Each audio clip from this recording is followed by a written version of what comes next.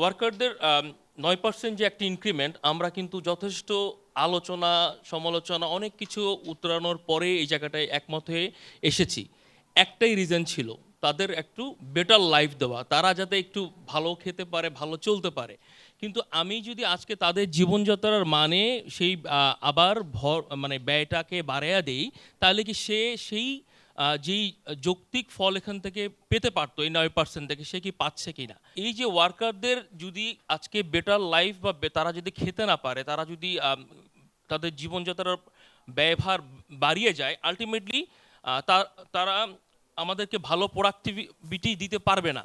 তো ভালো প্রোডাক্টিভিটি দিতে না পারলে আমি কিন্তু আমার কম্পিটিটিভনেসও ধরে রাখতে পারবো না। একটা সময় আমাদের উপরেও যেয়ে কিন্তু আমাদের যেই উৎপাদন খরচ বলেন আর আমাদের প্রোডাক্টিভিটি বলেন সব কিছুতেই এফেক্ট হচ্ছে।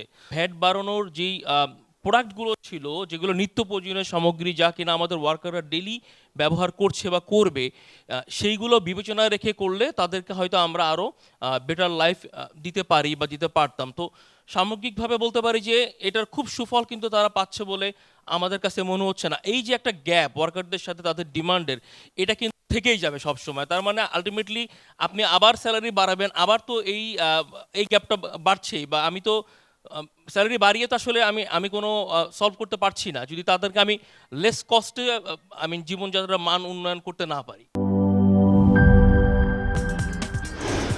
কি boss, vital match, tough opponent, tension? Come on bro, অপোনেন্টকে নিয়ে ভাবার সময় আছে।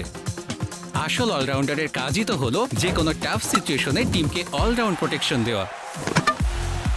জাস্ট লাইক মাই টাইলক্স, যার অ্যান্টিব্যাকটেরিয়াল এজেন্ট টয়লেটের কোনায় কোনায় পৌঁছে ৯৯% জীবাণু ধ্বংস করে, টয়লেটের কঠিন দাগ ও দুর্গন্ধ দূর করে টয়লেটকে রাখে ক্লিন আর সুবাসিত।